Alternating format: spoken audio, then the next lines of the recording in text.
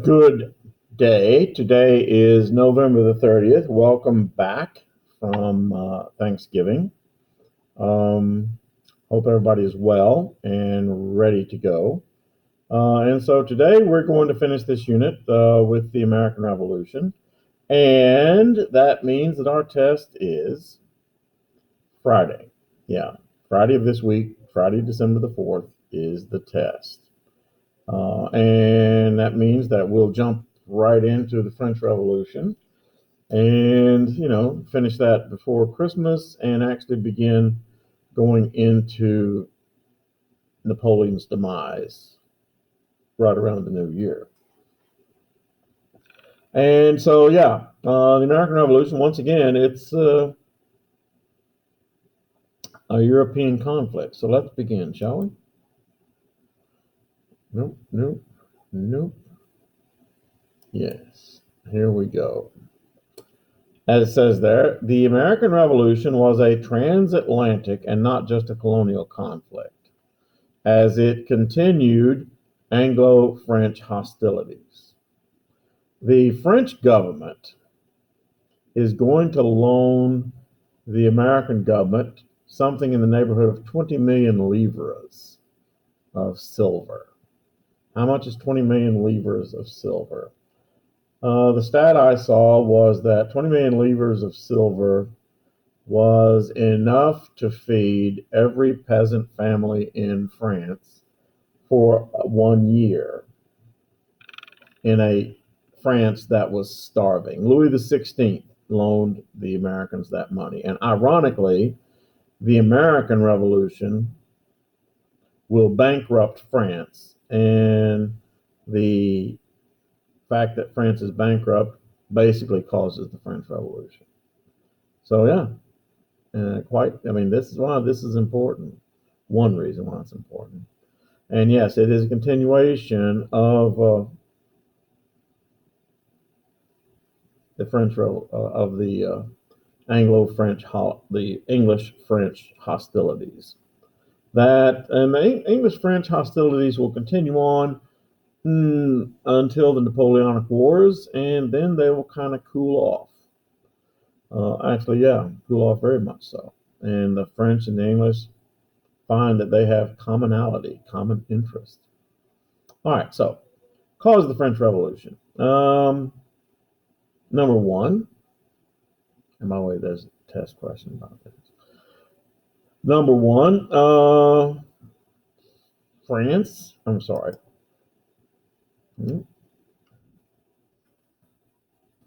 Um,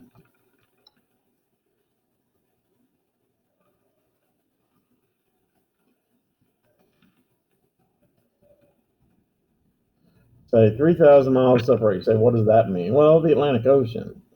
And what does that mean? So there's an Atlantic Ocean there. Well, here's the thing. People who left England as Englishmen and crossed the Atlantic to go to North America made the trip exactly one time, one way in a lifetime. And, so let's pretend you're one of those second sons of English heritage that goes to the New World. Do you correspond? Right. Do you correspond, write letters back and forth to your mother and father? Probably. Do you correspond after mom and dad dies? Do you correspond with your siblings, maybe aunts, uncles? Probably.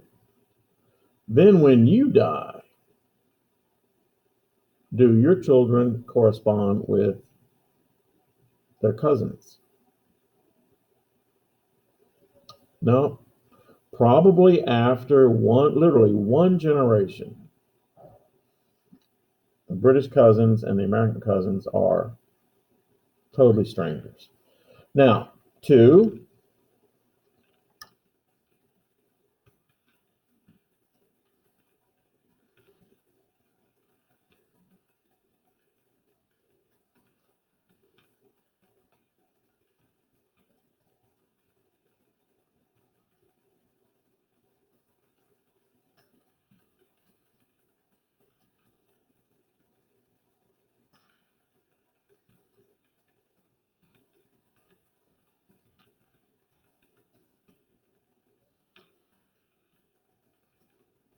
And what does that mean, Mr. Horton? Well,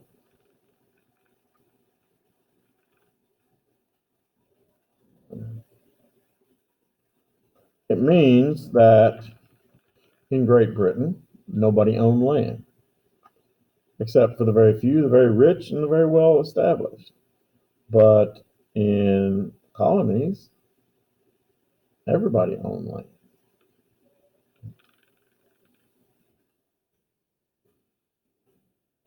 There's a way to do that.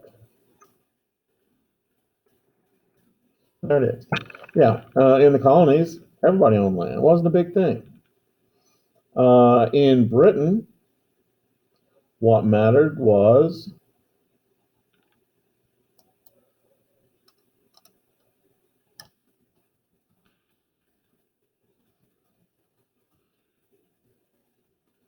yeah, who's your daddy? In the colonies, that's not what mattered. In the colonies, what mattered was what could you do? Because trust me, when you came to the 13 colonies, you had just as good of a chance of failure, if not a better chance of failure, than of succeeding. People came to the colonies and failed, but people came and succeeded as well. And the people who ranked, there was no nobility in the colonies. The people who ranked were the people who succeeded, made money, made something of themselves. And that was different. In England, no matter how hard you worked, you didn't own land. If your family wasn't a member of the nobility, you were nobody. All right.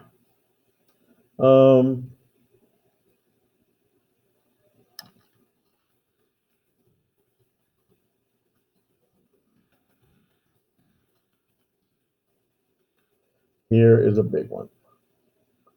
Sudden enforcement of mercantilism. I told you, mercantilism. The British had pretty much ignored the colonies for probably a century, maybe more. The British were tied down in Europe with the affairs of Europe, getting their house in order there, and had fought a series of balance of power wars between themselves and France and Spain. Of course, the biggest being the French and Indian War, where they spent lots of money. And now the British treasury was low, and they were in dire straits. And then somebody, his name was Sir George Grenville, who occupied the post of Minister the, and that is not a misspelling, Minister of the Exchequer. We'd call him Secretary of the Treasury. Said, there's no reason why our treasury should be empty if we collected the taxes we are owed, meaning collection of import-export duties from the colonies, meaning the enforcement of smuggling laws. Smuggling in the colonies for decades had went on out in the open. And, the British said if we just collected those things. For example, British tax collectors prior to the American Revolution or prior to 1770, British tax collectors were paid a salary. I said, what does that mean? It means that no matter if they collected $1 in taxes or $1 million in taxes or pounds, they got paid the same. So if you're a British tax collector, and tax collectors were not popular in the colonies, in fact, tax collectors every once in a while got assaulted in the colonies, and your salary is going to be the same anyway, how hard are you going to chase after those taxes? Answer, not me. And on the other hand, what the British government did was they began paying taxpayers a commission, a percentage. And that was only, and the percentage was small. And so tax collectors had to get out and hustle. And see, that was another enforcement. And then, of course, there were British pricing. Remember that George Washington, a gentleman farmer, remember that the founding fathers, once again, were all rich guys. And mercantilism, British mercantilism,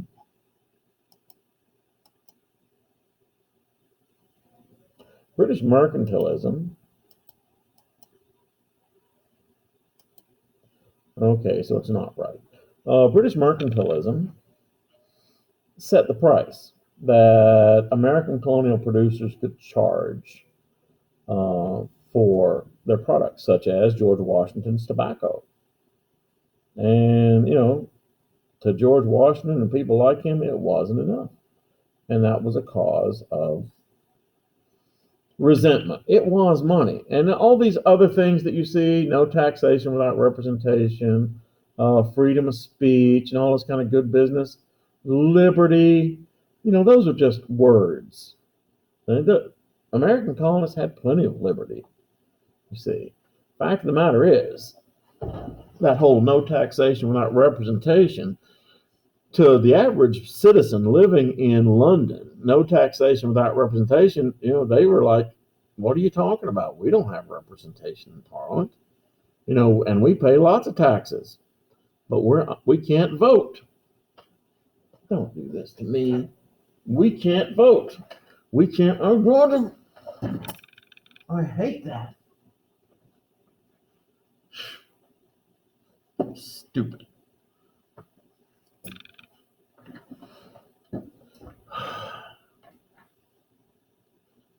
We can't even vote.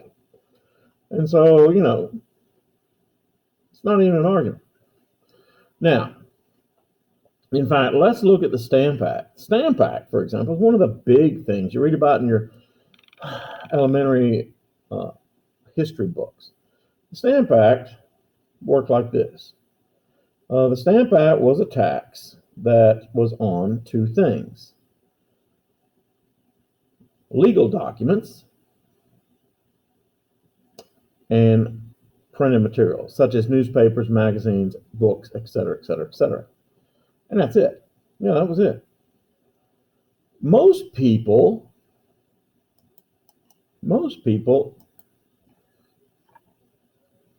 in the colonies couldn't read.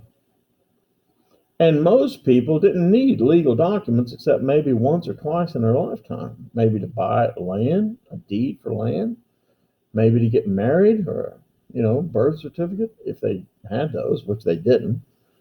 But who did? Every time a legal document is sold, who had a complaint? Answer, come on, what profession deals with legal documents? You know what I'm talking about. 20,000 of them chained together at the bottom of the sea, but I'm bummed. A good start. Yes, lawyers. Lawyers also make up the majority of the state legislatures. And so, yeah, every time they had to pay that tax, they grumbled a little more and took it to the state legislature. And of course, in the archives, oh, this is terrible. And on the other hand, printed materials. Now, like I said, not a lot of people could read, but every time, who does make money or lose money every time a newspaper is sold? Answer, the newspaper company. And so, guess what the editor wrote about in his editorial every week? Stamp Act, printed materials, legal documents. And you had to buy the stamp from the British government, attach the stamp to the document. So, but the repeal of the Stamp Act set a precedent. The British would pass a tax, colonists would resist the tax, the Parliament would repeal the tax. And that's no way to do business. Charles Townshend, the Prime Minister, passed the Townshend Acts. These also repealed. And during this saw the Boston Tea Party. 247 chests of tea were thrown into Boston Harbor, and the cost of that tea was about 400,000 pounds British sterling. And you say, wow, that's expensive tea. I mean, it wouldn't cost that much today. No, it wouldn't, but you got to remember that tea was very expensive. It had to be shipped in all the way from around the world, India. And the British East India Tea Company was the major shipper. And the British East India Tea Company had several representatives in Parliament that were very influential. And so, yeah. Lord North, the next Prime Minister, tried to reassert the authority of Parliament by passing laws known as the Intolerable Acts. They were called the Intolerable Acts in the colonies. The Intolerable Acts were one, this was after the Boston Tea Party and all that money. One, Boston Harbor was closed. I mean, have you ever wondered why the New England Patriots are called the Patriots? Because New England was a hotbed of anti-British sentiment. But anyway, Boston Harbor was closed. The Massachusetts General Assembly was closed. The legislature of the city was closed. Soldiers were stationed in Boston under martial law. And what was happening was that push was coming to shove between the colonies and the British. By August 1775, George III, the king, who everybody had trouble getting along with, said that all the colonies were in rebellion.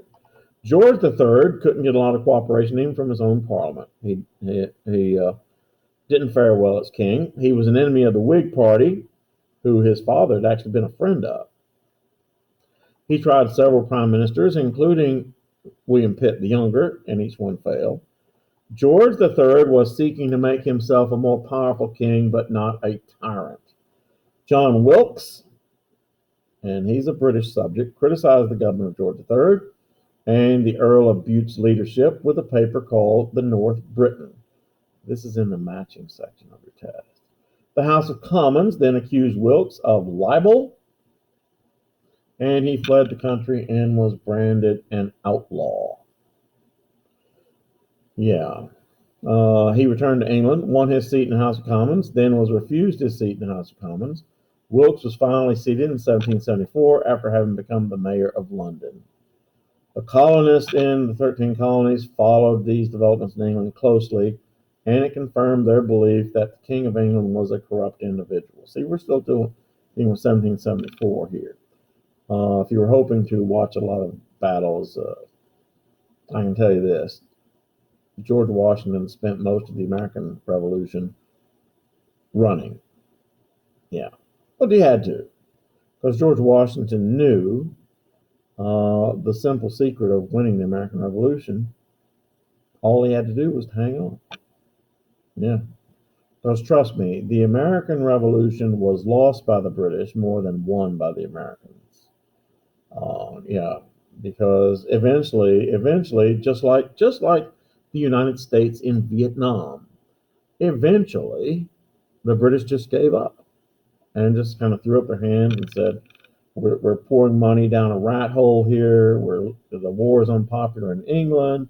So, these colonists are idiots. They're going to fall on their face anyway. And so, yeah. But no, George Washington spent the greater part of the American Revolution on the run. Every once in a while he would counterattack, but by and large he was on the run. And that's not to say, he wasn't a brave man, because he was. He was a very brave man. He put his neck on the line. Him and the Founding Fathers. That was the thing. If you want to think good things about the Founding Fathers, think that about them, is that they put their necks on the line. Because had the revolution went south, trust me, every one of them would have been swinging from a tree. Every one of them. Thomas Jefferson, all of them. Yeah. But anyway, British subjects who received very little representation in Parliament could adopt the same arguments as had the colonists, but they didn't. Because, that wasn't the way their government worked. Many people in Britain resented the American Revolution as it cost them money. And out of this resentment grew the Yorkshire Association movement, led by Christopher Wyville. This movement tried to reform British government from within. George III tried to get the popular William Pitt Jr. to reform Parliament, and he tried once and failed. What should be remembered is that the economic impact, eventually Britain walks away from the war, and that the economic impact on the loss of the American colonies to the British was actually minimal. Actually, after the American Revolution, trade between Britain and the 13 colonies actually increased, which is not how it's supposed to go. When the Americans were negotiating with the French, who gave them, like I said, 20 million livres to fight the war, part of that deal was after the war, the United States would trade with France. They didn't. They traded. Their trade with the Great Britain increased, and that really hacked the French off, by the way. It didn't do a whole lot either for the reign of Louis XVI. Yeah. So, but no, I mean, the American revolutions, to me, when George Washington was the greatest was at Valley Forge. Because, at Valley Forge, his army was two places, Trenton and Valley Forge. At the Battle of Trenton, George Washington's army had shrank from 20,000 at the Battle of Long Island. When George Washington was first given command of the Continental Army, he had 20,000 soldiers, which he immediately put on Long Island. I'm not a general, but I could tell you, you don't put your army in a defensive position and then cut off your own escape. He put them on an island, Long Island. Yeah. And then, of course, here comes the British Navy, the greatest Navy in the world, and they start bombing it to pieces. And they had no retreat. There were two things that helped George Washington and his army escape from Long Island. Number one, a fog. There was just one of those can't see 5 feet in front of your face fogs that every once in a while hits around New York. And it engulfed Long Island just as George Washington needed to get off that island to keep his army from being annihilated. Two, there was a Marblehead, Massachusetts fisherman by the name of John Glover, Colonel John Glover, who commanded a regiment of fishermen. And throughout the war, whenever George Washington needed to cross a river, this guy found the boats and did the crossing. And he did that. He got them across New York Sound, Long Island Sound, sorry, and onto the mainland. And from New York, the Continental Army began a several-month campaign of running. And they ran across New York, down into New Jersey, and finally, just before the snows hit, they crossed the Delaware River and set up camp in Pennsylvania with the British Army, mostly Hessians by now, camped across the river in Trenton, New Jersey. Now, one of the things that's interesting about this war is that both the war and the Revolutionary War and the French Revolution took place during something called the Little Ice Age. Now you say, what's the Little Ice Age? The Little Ice Age was a period of time between the middle of the 18th century and the middle of the 19th century, where the temperature of this planet dropped significantly. I'm serious. I mean, for example, in 1811 was called the year without a summer in North America because they had no summer. Crops failed. There was no summer season. But if you ever walk down the hall, guys, and you see that one picture that has George Washington cross the Delaware, or see a picture which features George Washington crossing the Delaware, and aside from the fact that George Washington crossed the Delaware at night to attack the Hessians, but the rest of it's accurate. You see all those guys pushing big chunks of ice out of the way. That was accurate. In fact, the Delaware River regularly froze over. In fact, that was George Washington's fear, that the Delaware was going to freeze over and the Hessians would just walk right across the Delaware. And that would make short work of what was left of his army, which, by the way, at that point in time, by the Battle of Trenton, George Washington's army had about 1,100 men fit to march. The rest were wounded, sick, whatever. And it also goes to show that at the Battle of Trenton, which was a complete, of course, how George Washington won the Battle of Trenton, right? He attacked on Christmas. when all these German soldiers were not only hung over, they were drunk, they were hung over, they were still asleep when George Washington's army attacked. And here's the other thing: George Washington's army at the battle, it was a complete victory. I mean, but George Washington's army at Trenton lost a total of 4 soldiers. 2 were shot, and 2 froze to death. That's how cold it was. Yeah, it was brutal because it's part of the Little Ice Age. Now, then you go forward about a year or so, Valley Forge, George Washington's army is wintering without food and sufficient clothing in this little village called Valley Forge next to Philadelphia. And of course, the British Army was putting their heels up in the city of Philadelphia because the British Army had lots of money to pay for things like food and lodging for their soldiers. But yeah, Valley Forge, I think, because during that Valley Forge winter, George Washington put the army together. He rebuilt it. He brought in a couple of guys, one a Polish guy named Kosciuszko and a Prussian general by the name of Baron von Steuben, and they trained the army.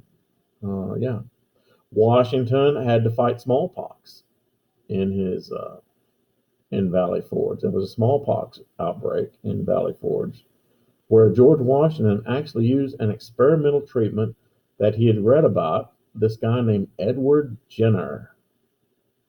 Yeah, the same guy who did the smallpox vaccine. And Washington used it. He actually had his physicians scrape the smallpox wounds in some of his sick men and put it in some of his healthy men. They got sick at first, but they developed immunity. At any rate, yeah.